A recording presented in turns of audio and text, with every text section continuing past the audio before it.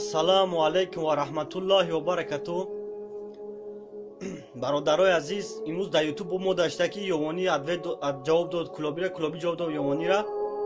من میخوام با شما جوانای عزیز، شما خیلی فیدن از اخداب ترسن. ما هممون برادر ما مسلمانیم، تاجیکستانمون آباد زیباست، باید فیدن جنگ ندازن، اخداب ترسن. من خودم کلابیم، نه که ملت پرستی دوست نمیدارم. ملت پرستی یعنی محلگرایی. ما مسلمانیم، ملت پرستی خیلی گپا نیست. ما فقط مسلمانیم. محلگرایی نوز با ما کلابی اوش میگم، ما یوانی اوش میگم، ما غربی اوش میگم، ما شامگیم. ما فقط مسلمانیم، اینا بدونه. ما بعد تو به برادر یوانی که تو میگی کلابی و دوزخ میرن ای سال 90 با میخنی و غصب میکنی، تو گفتی من شوخی میکنم، تو برادر عزیز تو شوخی نکردی، تو در دل بخیلی داری، تو کینه داری نسبت به کلابی، تو بغض و عداوت در دل میپروری.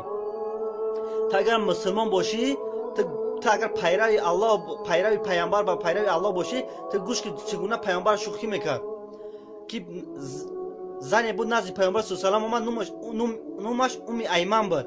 اما گفت ای پیامبر شوهرم تو رو به خانه دعوت میکند.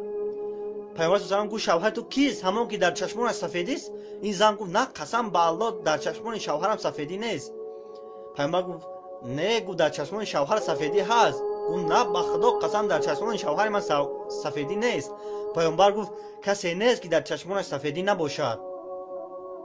بعدا این زن گفت که شوخی کیسه پیامبر، البته که زن نفهمید شوخی کیسه پیامبر. شوخی پیامبر ببین چه خیلی حقه.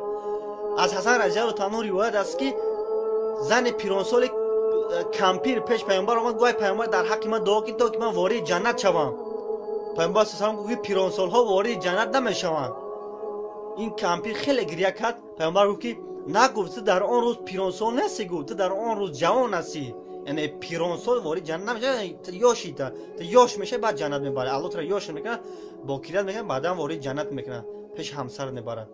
یعنی این که از ابو هریره رضی الله عنه روایت است که پرسیدن ای پیامبر آیا شما با ما شوخی میکنید؟ پیامبر صلی الله علیه و آله گفت من بجز حق چیزی نمیگویم. ببین شوخی پیامبر که چگونه حقه. تو یوانی که میگوی ما کلابیا دوزخ، تو شوخی میگوی من شوخی کردم، تو شوخی یهودی بود، شوخی نصرانیگی بود.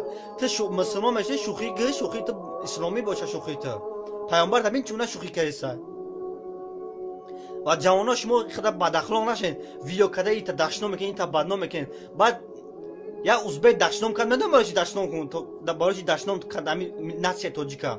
به خاطر که ما تاجیکا ایمانه گفتیم همون چو کنکوکش میگن چی میگن، خیلی نعوذ بالله نه خیلی کارو میکنیم ده بدنام میکنیم. زن تاجیکا کامرا میکنیم، بجای یا امر معروف که زن تاجیکا نصیحت کنین یا یاردمش کنین، کامرا اسرین در یوتیوب بپرتین. به عقل انسان ببینین، نخواد تاجیکا هم به عقل باشه. نخواه ای برادر خودتون به قدر کردین. اول پگه باید نتیجه با مخته با لینکت بعد نه جنگ با مخته با دشمن میکنه با تاجیکورا. برادر عزیز، پیامبر صلی الله علیه و آله مسلمان برای مسلمان مثل آشیانه هاست. ما مسلمانیم. این مدقایمون، این مدقایمون. یکی متاش چپک شده است، دیدم برادر یومانی که شوخی کرد، یکی متاش چپک کرده فینه دکته دیگه همه مومن در تم میزنیم بعد جنگ سر میشه. مسلمان برای مسلمان مثل آینه از رو پیامبر صلی الله علیه و آله. من کلابی وقت برادر یوانی را دیدم، اون مسلمان که است، من مسلمان که هستم، وقتی من او را میبینم من گفتم من در آینه دیدم، زیرا که اون مسلمان است. برادر عزیز نخواد این بدنام کنین. شما ببینید که من در ادنکلاس یه ویدیو دیدم، نام ویدیو نماز سنی ها، نماز مشرکی یا نماز اسلامی. وقتی میدونم تماشا می ویدیو را، شیعه های تاجیک ما نمی تاجیکستان ما، شیعه های ملت فروش، شیعه های وطن فروش، شیعه های دین فروش تاجیک ما ویدیو کردن در ایران هم ویدیو کردن. امروز ما را مذاق دارن، نماز پیامبر، نماز ابو حنیفه را مذاق دارن.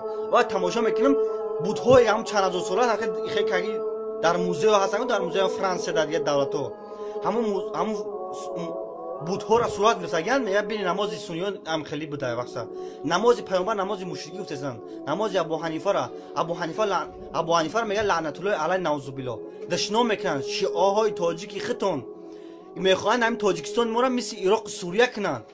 میان شیعه های تاجیک در تاجیکستان خواهر اپا مادر ما و شما را صیغه میکنن، نکاح موقتی میکنن، بعد گروه با سه گروه با سر شما بعد میگذارن میروند. چیبا که یا دو گام نمیزنه که بگه که شیعه چیبا خیلی میکنه ایراق سوریه میدون جنگ شاید چی شید اینمی شیعه شید خیلی سونیه کش سونی خیلی شیعه را کش خیلی جنگ خیلی سر شید بین مذهب با مذهب عزیز خودی برادرای عزیز اخلاقتون خیلی بد چیزه بخدا ای خدا بترسین رپ گوش میکنی امر بیاگو منفیت نمیگیری کم در سخن یا ملو را گوش امر معروف گوش کم در عقلتون کور بفرمونین برادرو یا ویدیو دیدم یا گوشتینگیری به خدا او به خدا گوشتینگی او گوشتینگی نیست او خدا را فراموش کرده گیاد گوشتینگی همین توجی کی من نمیدونم خرا میگیره با خرا میواره میشپا نمو حیوان هم میگیره با پشتش میواره میشپا گوشتین کده است اینا بدونه گوشتینگی پیامبر صلی الله علیه و سلم با تو چی گفت وقت در راه رازه زبگ یک خر در تنش آهن از صاحب جوش کرده جقدگی قلاب کرده است پیامبر صلی الله علیه و سلم این خری کیست بعدن صاحب جو که این خری من است من آهن جوش کردم در پشت جقدم تا که نشانه شود پیامبر صلی الله علیه و سلم لعنت خدا بر آن کسانی که با این حیوان ها این گونه عمل میکنند یا که گوش های حیوان ها میبرند یا دم حیوان ها میبرند لعنت خدا گو بر این گونه انسان ها که با حیوان ها این گونه معامله میکنند مسلمان باید رحم داشته باشه پیامبر صلی الله علیه و سلم که کسی رحم به بندگان الله نمیکند الله نیز با اون رحم نمیکند رحم کنید شما با حیوان ها با بندگان الله کنید رحم کنید نخواه بخیزی حیوان قد گوشتی میگی نعوذ بالله خیزی توجیک تا بدنام کردیسین در روسیه خیزی فن کردیسین توجیک تمام به قدرش دگیه در تمام جو کافکاز بید چگونه کسان که ویدیو کردگیند برای سنجیدن وقتی ویدیو که عرق ندارم نوشیده سه جوانی کافکاز میاد اون مردم می ایدس عرق میگه مش کافر میده که دایج عرق نخت مسلمانی یا زنی کافکاز میبینه نصیحت میکنه رنگ توجگور کامراش میکنه در یوتیوب پارتویاش نصیحت میکنه یاردمش میکنن ایش دستگیری میکنن شما توجیک خیلی کردین کردونا شما اولین درجه مسلمانین ما برادر یکدیگریم برادرو این خیخته بدنام نکنین وقت ای الله بترسین میخیزن ایتا بدنام میکنین ایتا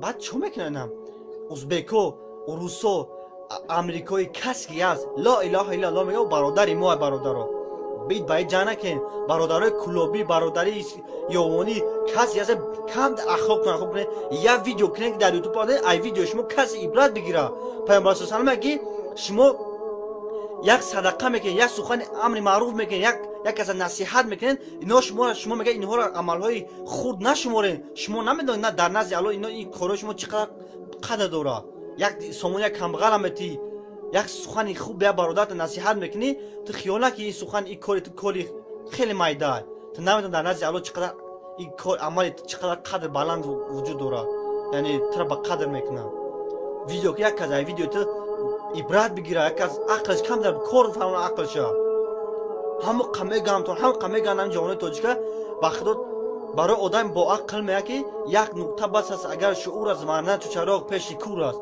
همه قمه میگن همین چراغ کور همین چراغ روشن در پیش کور بیابون ای روشنی چراغ هیچ استفاده نمیبره همین جوانی ما زمتش رسن بخدا رپ گوش میکنن باید گوش میکنن تمام عقلشون گم کردگیان پیامبر صلی الله علیه و سلم میگه در دنیا چگونه که زندگی کردی همچنان نمیری انمی رپ باید گوش که بین اخلاقاتون چه اشتسای ای رپ ای بایش مو یگا منفیت نمیگیری رپ گوش کردی چی منفیت گرفتی آیا رپ تو همون فهمیدی که پدر قد چگونه معامله کنی مادر قد چگونه معامله کنی با همسر چگونه معامله کنی با فرزندا با همسایه با برادرها چگونه معامله کنی تو نمیفهمی با خودی رپ گوش کردین گوش دیلاتون سیاه شده اگر کان در یک سخن خدا و رسول گوش کنین شما هیچ وقت نمیخواد با برادر باید جنگ نمیکنین تا روسیایی نمیکنین در یوتیوب نمیپرین تا شرمنده نمیکنین ای خدا بتاسین مادر ویدیو کنین پکازو خانه شنده ویدیو کنین فی سبیل الله ویدیو کنین که همین تاجیکستان آباد زیبا فیده ندازین برادرها پیامبر صلی الله علیه و سلم از دست شما از دست اومد من دو چیز میرن بعدن داد میگن فیغان میگن فایدهشون نمیکنه این دو چیز چی است یکم سلامتی دوم تنجی و امانی این سلامتی از دست دادی دیگه 1000 دارو بخرچی دیگه او سلامتی داشتی و وارث نمیتونی این تنجی امانی که هست یا دو دست دادی دیگه تمام دیگه چخیلی میاریش ای خدا بتاسین برادر کم در قدر انسانیت کن یادیت احترام کن برادر و السلام علیکم و رحمت الله و برکاته.